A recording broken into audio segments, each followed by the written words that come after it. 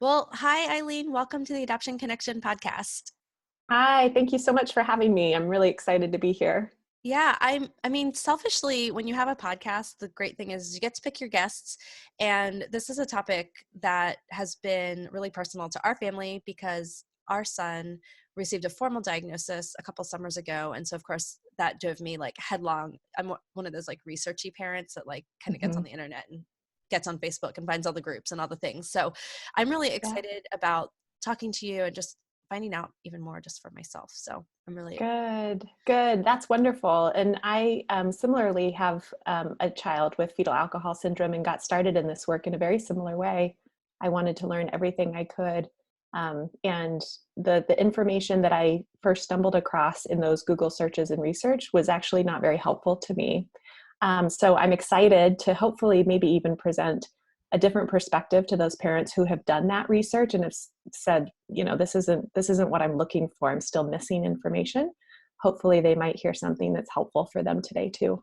Yeah, I love that. So, did you feel like the missing information was like actual information, or did you feel like there was hope missing? Like there weren't Both. answers. Yep, both. So I felt like the information was very much about this is everything that your child is going to be highly vulnerable to and at risk for as they get older. And these are all of the behavioral challenges that it's very likely you'll see in them at one point or another. And oh, by the way, a loving, caring environment is the solution. And I thought to myself, with with all humility, it doesn't get any more caring and loving than the house we have. I thought we were doing a pretty good job in that department, and it was not working. So that doesn't leave parents with much to go on, right? If you're giving your child as much love and care and using those very good parenting techniques that maybe work with, say, a neurotypical child that you have that is failing miserably with them, that information about describing behaviors and, oh, these are the challenges that they're going to have, keep an eye out for them, does nothing to instill hope or help the parent feel like they have anything that they can actually do about it to help their child navigate their world in a more successful way. Yeah. So, back up just a little bit. Can you tell us, for those parents who maybe aren't as familiar, and I know for a long time this wasn't even on my radar. So, kind of what are some of the Mhm. common signs of fetal alcohol exposure? Or can you tell us just a little, like, give us a basic primer of what this even is? Yes, so that's actually one of the most confusing pieces about the diagnoses, because when we look at what fetal alcohol spectrum disorders is, it's a physical disability with behavioral symptoms. So the brain is a physical part of our body, right? We know that it's based in neuroscience research that alcohol causes changes to the function and the structure of the brain. So there's no question about that. That's not just my hunch. It's based on research. And so when there's changes in the structure and the function of the brain, then behaviors, which are directly connected to brain function, are going to be different. And what I mean by different, they could be challenging, more intense, confusing, bizarre, all of those things that parents describe in their children. So where it gets confusing is that we don't often look at behaviors as symptoms, right? We look at them as intentional, willful misbehavior. So if we don't have that information about the brain function connection to take a step back and say, oh, this looks like a symptom of a brain difference, that disability, then it will get missed entirely. The other thing that I would say about confusing, what does this look like, what gets confusing in that question, is that there are a lot of kiddos that have fetal alcohol spectrum disorders who have a normal or above average IQ.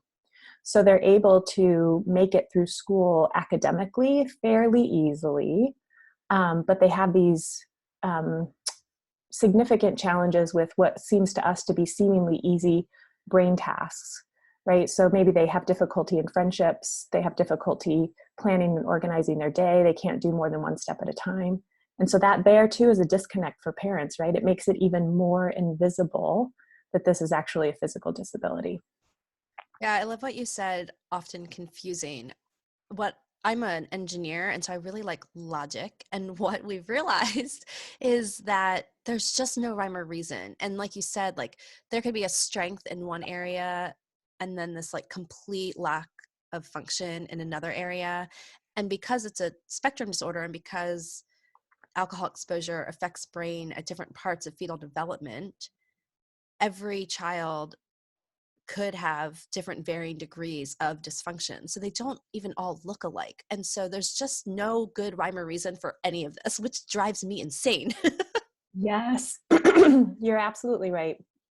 So I work with a lot of families who have more than one child in their family that has been exposed prenatally to alcohol. And even when they have that diagnosis for both their kids present very differently. So, and you've described exactly why that is. So our brain does everything for us all day long. There's no behavior that's not connected to brain function, right? And so if a brain is impacted, it could present in sensory system dysregulation. It could present in executive functioning. Could maybe the child has language and communication problems, but it doesn't mean that every child with fetal alcohol experiences challenges in every single one of those areas. So that's a lot of the work that I do, is helping parents understand that brain behavior connection. And then what does it mean for your child, right? How do you kind of whittle away all the information that doesn't apply to them and really focus on what rises to the top in terms of brains working differently and what is especially challenging for your child. Yeah. So are there any myths around fetal alcohol exposure in terms of how much exposure causes symptoms? There's a lot. We could spend a whole hour, more than an hour, talking about that.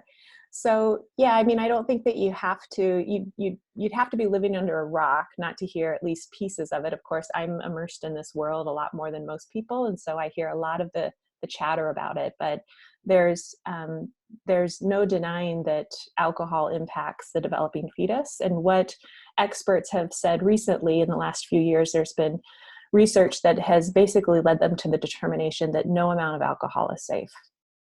And so that's their kind of bottom line. Now, the timing of it, the amount, all of that kind of stuff, we're not able to, the researchers aren't able to come to definitive conclusions on, well, what about this timing or that timing or this amount or this amount?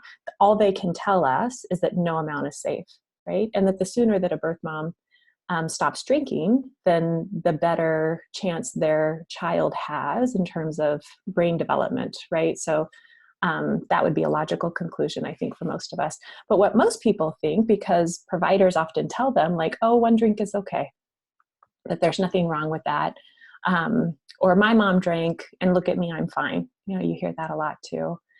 There's also different ideas about who in our society is most at risk for having kids that are impacted by fetal alcohol, right? We all have an idea of who that person is in our head when we hear about those moms where this happens, when actually what research has shown us is that the women who are most likely to drink during pregnancy are my cohort. So women who are 35 to 41 years old, higher education, middle class, upper middle class, Caucasian. So that's not typically what we think when we think about, well, who are these women and who are these children, right? So there's a lot of myths out there. Our society has a very curious relationship with alcohol, right? So it can get pretty heated pretty quickly. People have strong opinions about it. Yeah, that's so interesting. So along that track, because of the different ranges of behaviors and some of the newer research, it takes a little while to catch up to even practitioners in everyone's areas, right? I know you're in this every day, but talk to me a little bit about the actual formal diagnosis and what that means. Is it important if we just think that our child might have been exposed and we get the resources we need to, adjust our parenting and things like that, which we're going to talk about a little bit later? Is that enough? Is there a reason why you would want to go after a diagnosis? Mm-hmm. What does that look like? Mm-hmm. So I think that anytime that you can identify something accurately and name it, then you know better what to do about it, right? So I think anytime that you can get a diagnosis, it's helpful for a lot of reasons. Being able to say, okay, this is this gives me information I was missing, and now I know better what's going on for my child. Um, Lots of different service qualifications and benefits and that kind of thing depend on a formal diagnosis, so that's important too. A lot of these kiddos have very confusing histories, and what I mean by that is that maybe the prenatal substance use, it's unclear whether that actually happened or not if the parents don't have a clear history, but they have all of these behaviors that are incredibly challenging. So they get a long list of diagnoses, and what that says to me when I'm working with a family whose child has a long list of diagnoses in their short lifetime is that there's confusion among providers in terms of what's going on with this child, and that nobody has taken a step back to consider brain function. So I do think it's incredibly important to get that diagnosis if you're able. Now, at the same time, a lot of families don't have that confirmed prenatal use, which you need for a formal diagnosis. And so then they're always asking the question, well, was it that? Was it that? And they have this desperate need to know. And I completely understand that as a parent. And what I encourage them to do is try to suspend that need to know as much as they can and really look at the brain as the brain. So if we have these challenging behaviors, and we know that behaviors belong in the brain, there's always brain connection, then can we start to make that connection no matter what the source is, right? There's all different kinds of reasons why the brain can be changed in structure and function. It's not just alcohol. It's not just prenatal drug exposure. I mean, there's trauma, traumatic brain injury, traumatic birth, all of those kinds of things can cause changes to the brain, and the symptoms look the same. That's what gets so confusing. So for those families, I say, I know the need to know is so great. I understand that.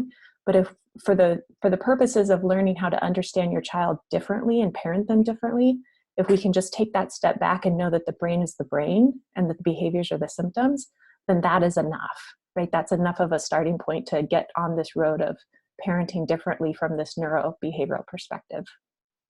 Yeah, what wise words and helpful words, because sometimes those definitive diagnoses are elusive. Like you said, sometimes you can run through the alphabet before you get some answers. And even then, it's still kind of with a grain of salt, I feel like. So you mentioned this neurobehavioral approach, and you've been a huge advocate of that and a great student of it. Can you tell us a little bit about what that is? What does that look like? What does it mean?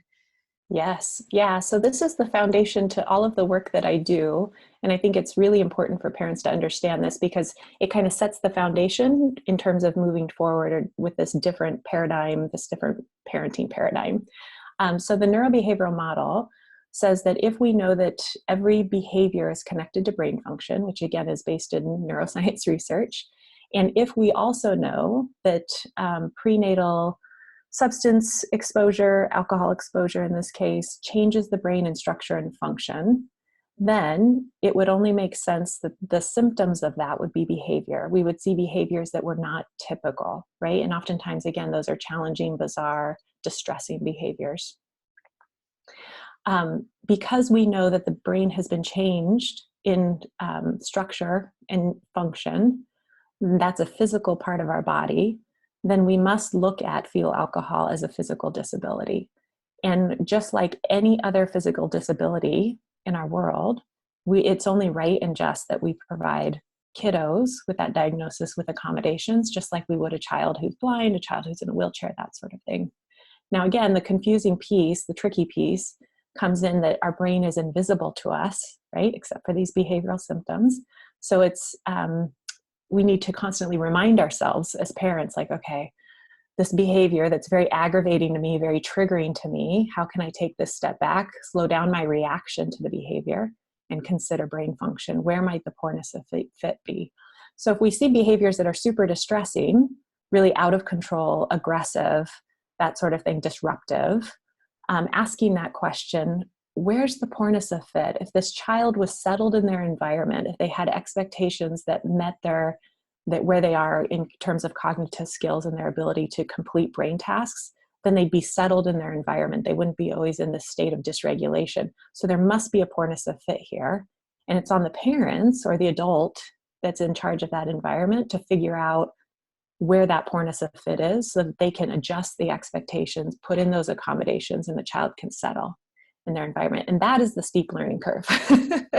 Learning how to do that, staying the course, knowing what you're looking for, that's all of the teaching and of this model. That's where the hard work for the parents come in. It's a journey.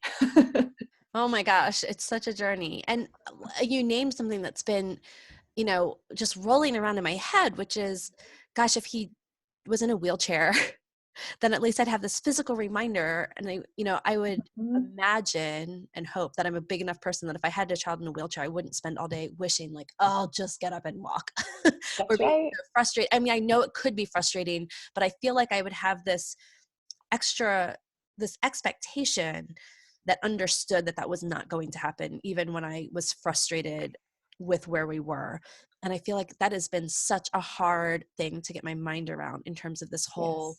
brain injury, physical disability. My child has a physical disability that I just can't see to get Mhm. around. And I also love what you have said also, which is there are so many reasons why there's a physical brain change in our children, even if you're not sure that there was substance exposure prenatally. And a lot of our kids have early complex trauma, relationship breaks, Mhm. changes in primary caregiver, stressful pregnancies, stressful births, and all of them can be seen with a physical brain disability, which Yes. could radically change how we interpret behaviors.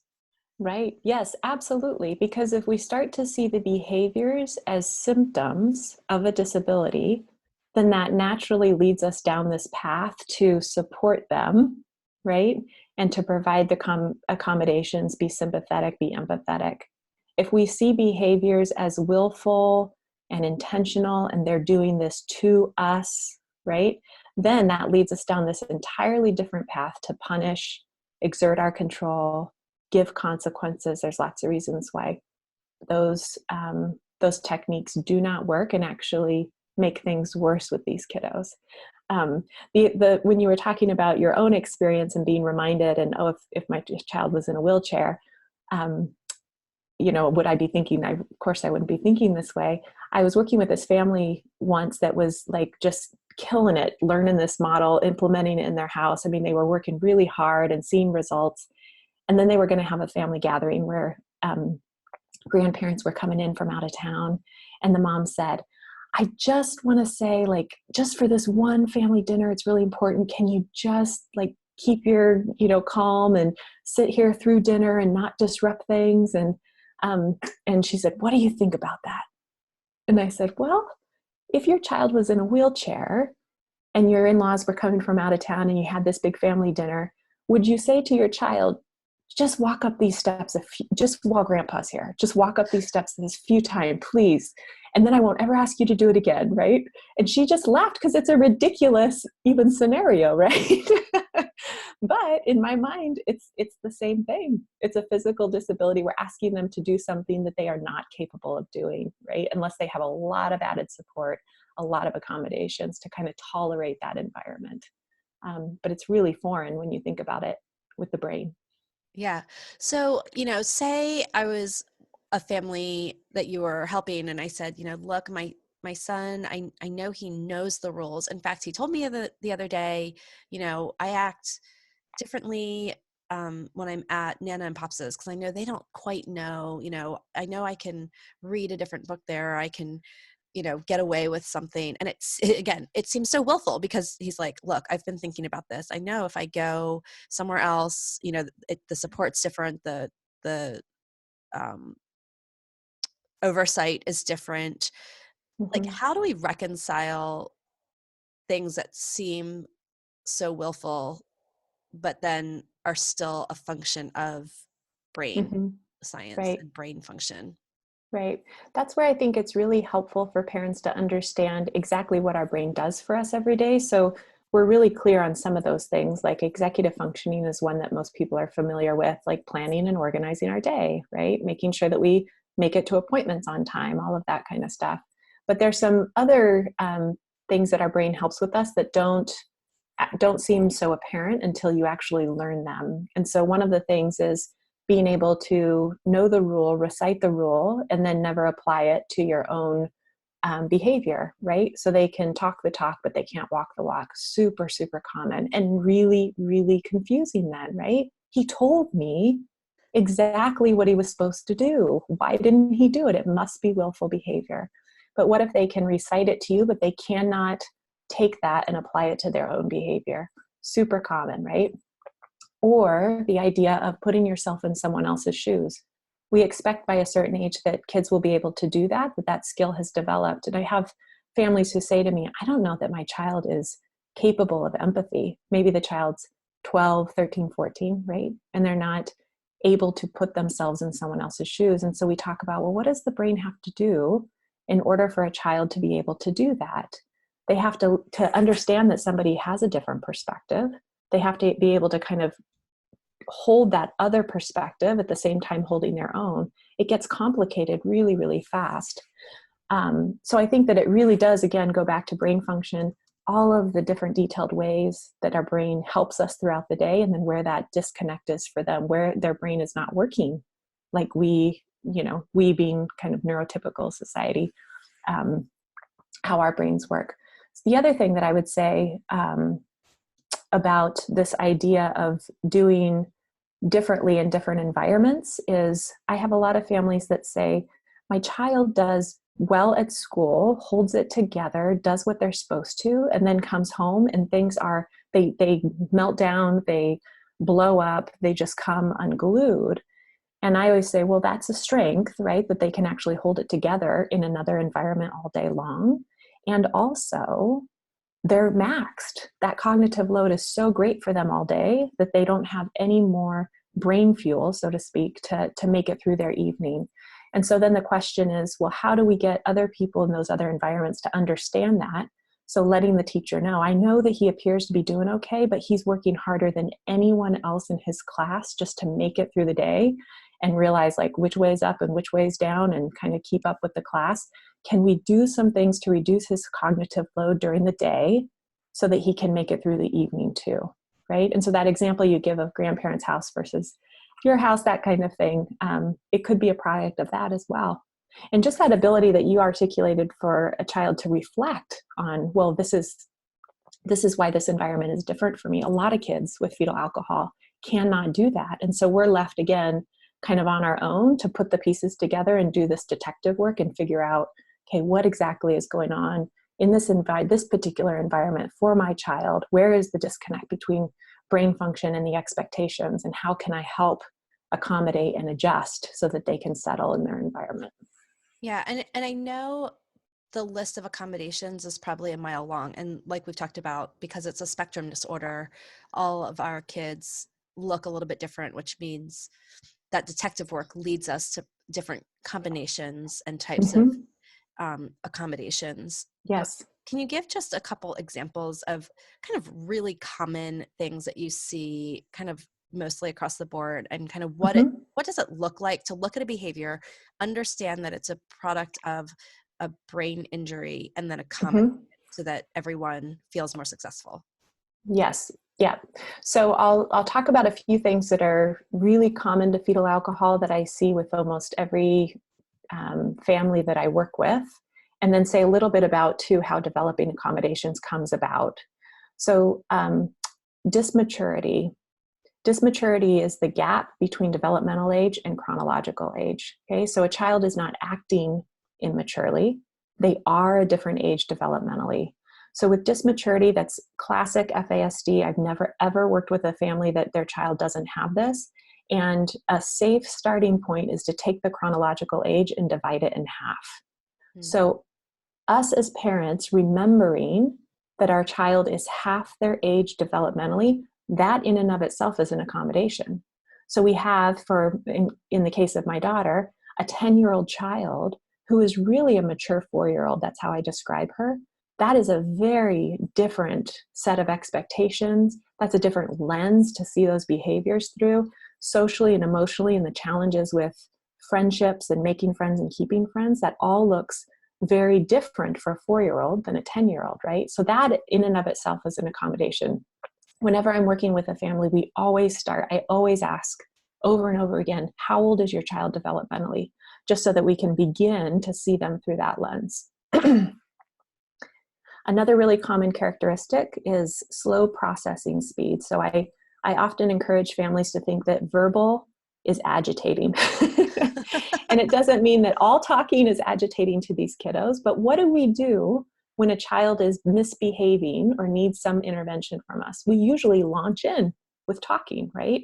Yeah. And if they have slow processing speed, which most of these kiddos do, and they cannot process what we're saying, make sense of it, hold it in their head, figure out what they think about it, that's going to be overwhelming to them.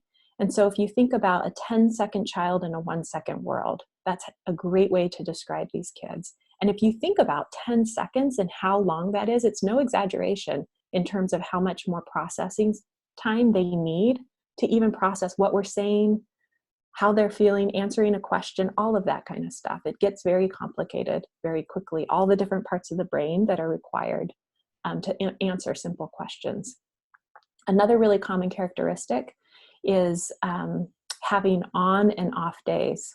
So this is one of these really confusing pieces. You have a child who is able to do what you've asked them to do, whatever those expectations look like, on Monday, and that's an A day for them, right? They're firing on all cylinders. They're able to do it.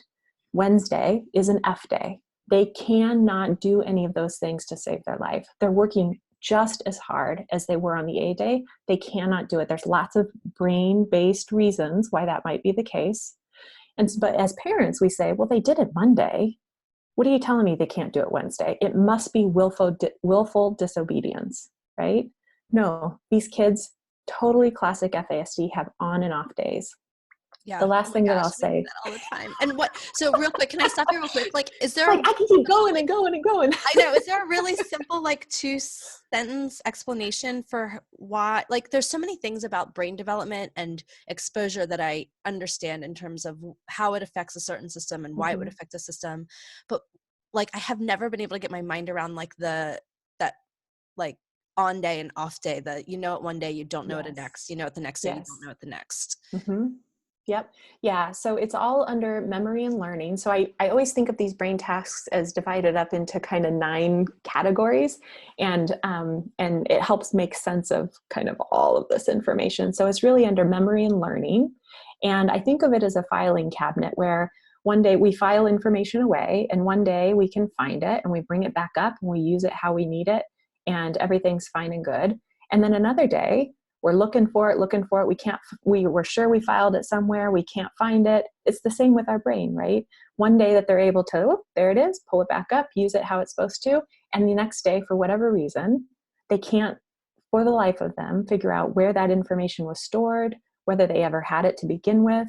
Their brain is just not working in the way that it needs to in order to take that information that they did learn at one point and bring it back up and use it. So I think of, we are all on this wide spectrum of neurodiversity, right? No 2 brains are the same. And so all of these things that we're talking about are not necessarily unique to people with FASD. We all have foggy days. We all get bad sleep and then we're, kind of grumpy the next day, or we can't think how we need to be thinking, all of that kind of stuff. But what is unique is the frequency and the intensity by which it happens with these kids. So instead of us just having an off day every once in a while that we can recover from pretty easily if we just, get a good cup of coffee and a good night's sleep the next night, these kids, it's all day, every day, it's tripping them up. So that's the unique piece of it. Okay, that makes a lot of sense. You said that there were like 9 areas. Are you willing to share what those 9 areas are? Sure. Yeah. And there's lots of details under these headings. And we obviously won't have time to get into that, but just so the folks who are listening know that there's a lot more detail to it than I'm going to provide now. But if we look at primary characteristics, so that's our best indication of how the brain is working differently. So we want to start looking at these categories so that we can say what rises to the top for our kids, right? So dysmaturity is one of them. Younger, socially, emotionally, right? That's the first piece. Executive functioning is another one, right? So do they get stuck in behavioral loops? Do they have a hard time transitioning? Are they unable to think flexibly? All of that kind of stuff. There's lots in executive functioning. Abstract thinking, so putting themselves in someone else's shoes, math, making change, all of that kind of stuff falls into this category. being able to see the gray in situations, right, instead of just the black and white. I talked about memory and learning. That's another category. One of the things under that category also is being able to do one step at a time versus 2 or 3 or 4. Even kids who are like adolescent age. What if they're very good listeners, but they listen slowly and they can only do one step at a time versus 4 or 5, what we would expect from a child that age? That's different. That's the reframe. That's the accommodation that we're talking about. Processing speed is another one. So processing language, how quickly are they able to hear what's being said to them, formulate their own thoughts, and then get their own thoughts out into the world. It's a terrible time to be fetal alcohol because this world moves so fast, and I see that all the time. Yes. We're moving faster and our kids can't keep up. Yes. And so what do those kids end up doing once they realize that the world is moving so quickly and they're not keeping up? But we as adults expect them to answer instantaneously. It doesn't take them very long to realize that that's our expectation, or else they get in trouble, right? And so they end up saying, I don't know, or what? Or they just shut down like they're uninterested, right? So you have a child in, say, a classroom who never refuses to answer the questions, refuses to participate in the class discussion. That's what it looks like. What if they cannot keep up with the class discussion because they have slow processing speed and their ability to communicate is greatly diminished? Then what are they going to do? That's when you see the secondary behaviors, right? The symptoms of that poorness of fit. Nobody's understanding that brain difference, shutting down, isolating, acting as though they don't care, when really it's a result of the poorness of fit and no one understanding their brain working differently. All right, so the last 2 categories, one is sensory systems. I often think that parents, this is the one they have the most insight into, because when a child is not able to settle in their environment because of sensory overload or sensory avoidance, it's the behaviors are pretty obvious. It's pretty easy to make that brain connection, right? And we have diagnoses that help us out with that, like sensory processing disorder, that sort of thing. And then the last one is nutrition, which a lot of folks don't think about the brain connection with nutrition, but it's really important. One of the things is that I always let parents know is that our brain is only 2% of our body weight, but it requires 25% of the energy that we consume. And so if you have a child whose brain is working harder than anyone else's all day long, they're going to need more energy to help them stay afloat and make it through that day. But at a certain age, what do we do in schools? We cut out snack time. We don't let them eat when they need to, right? You expect them to have breakfast and be able to make it to the next mealtime. What if they can't?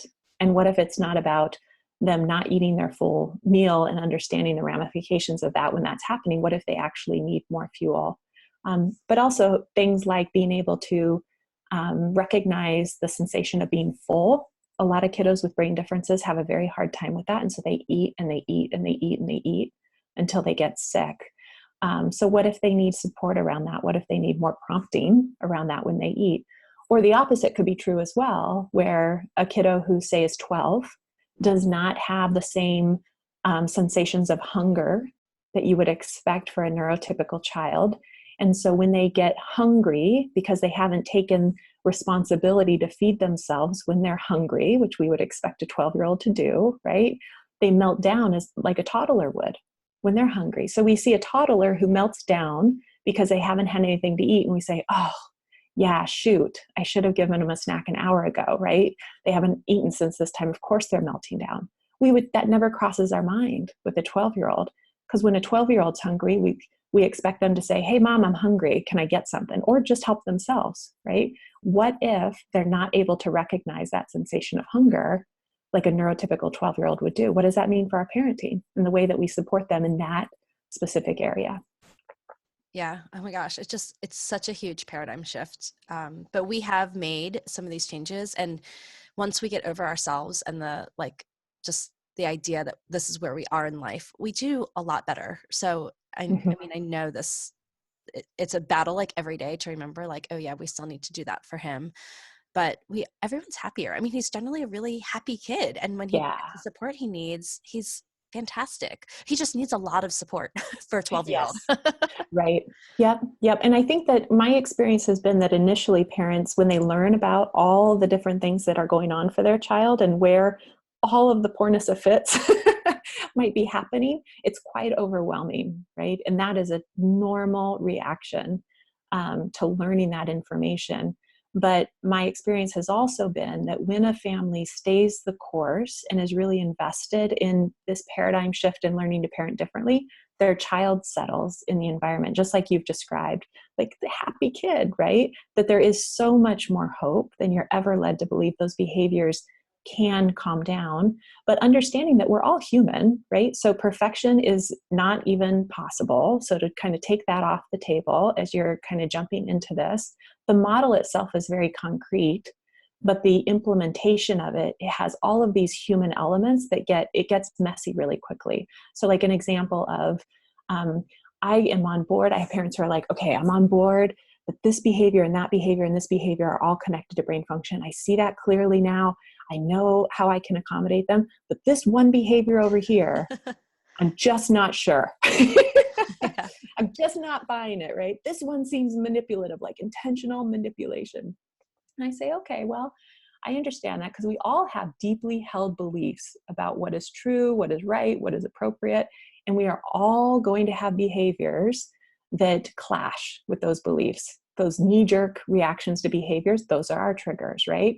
We all have them. So recognizing, yep, this one here, I can only go so far, and then this one here, I can't get on board with it.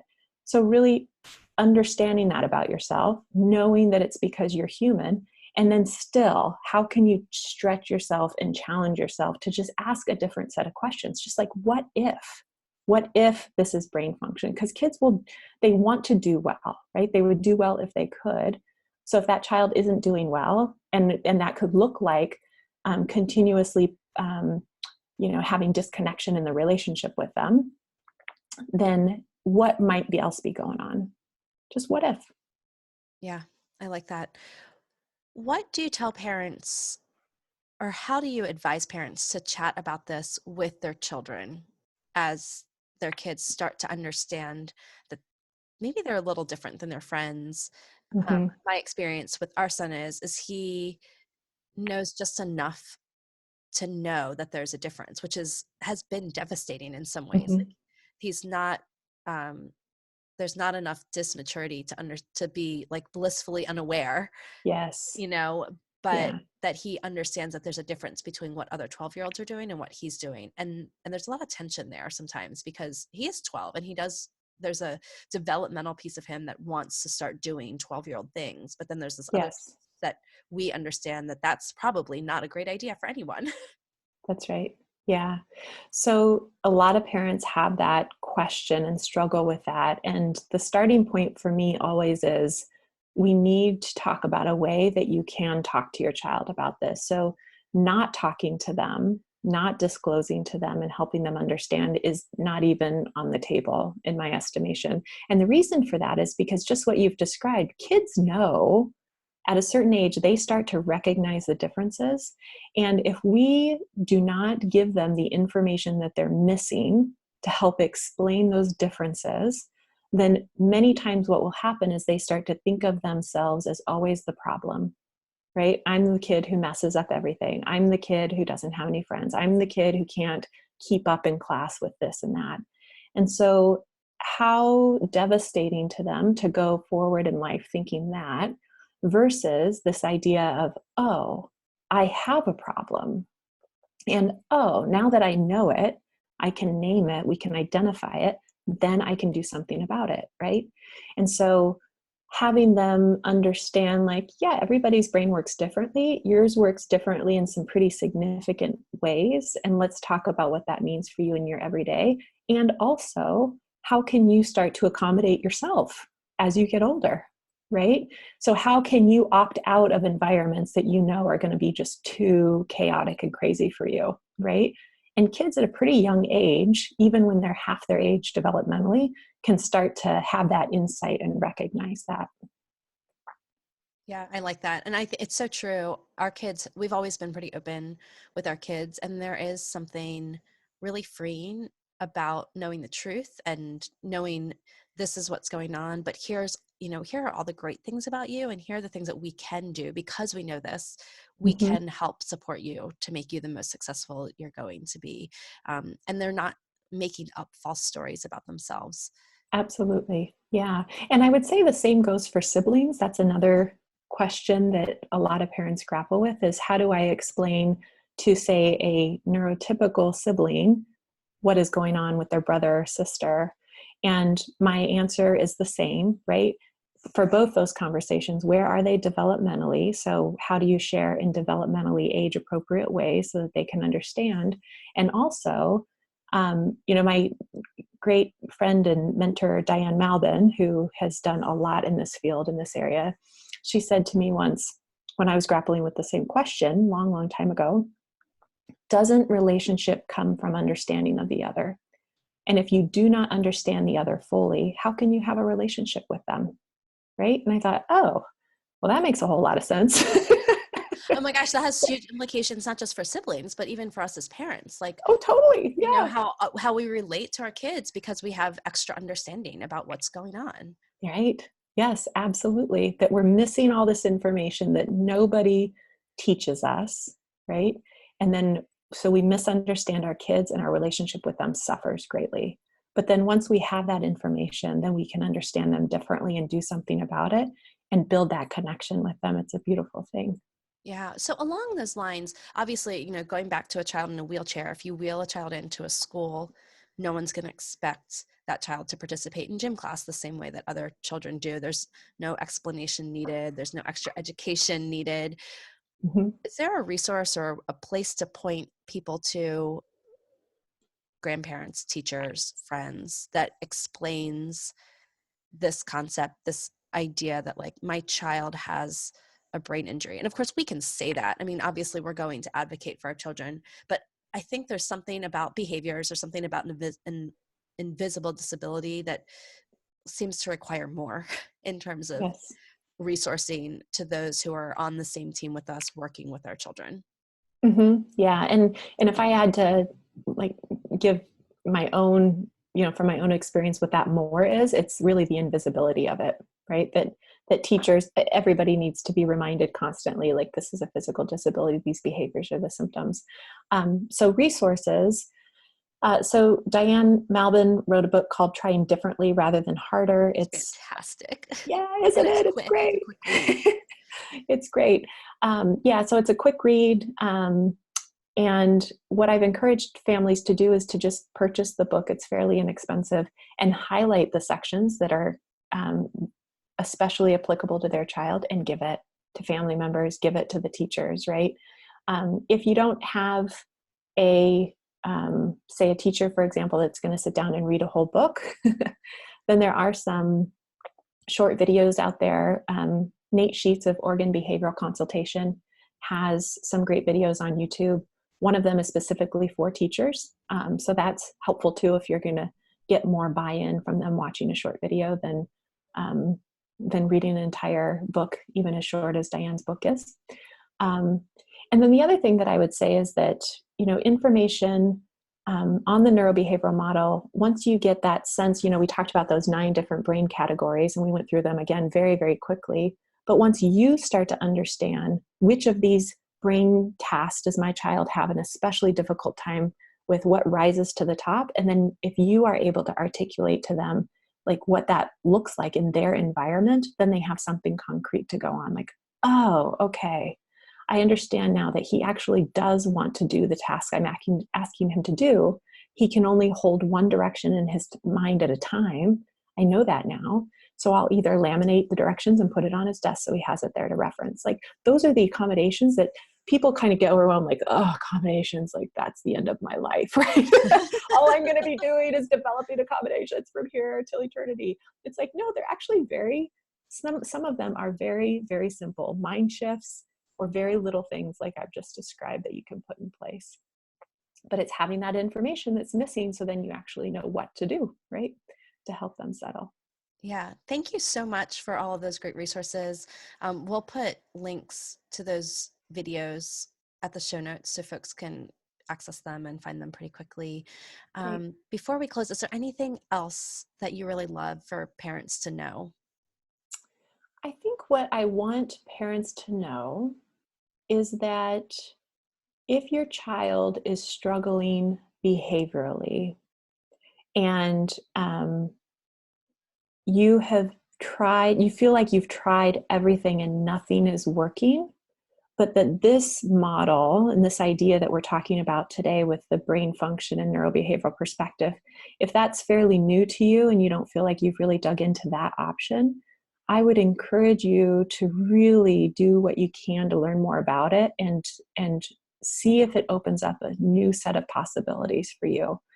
When we have kids who are really, really challenging behaviorally, we are often led to dead ends, and that makes us more hopeless.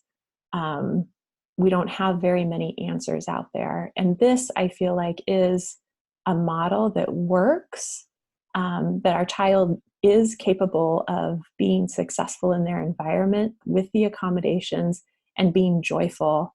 And our family, that our families can have fairly typical lives, right? That's not what we're led to believe. And so I would just want them to know that that doesn't have to be the way it is. I love that. There's so much hope there.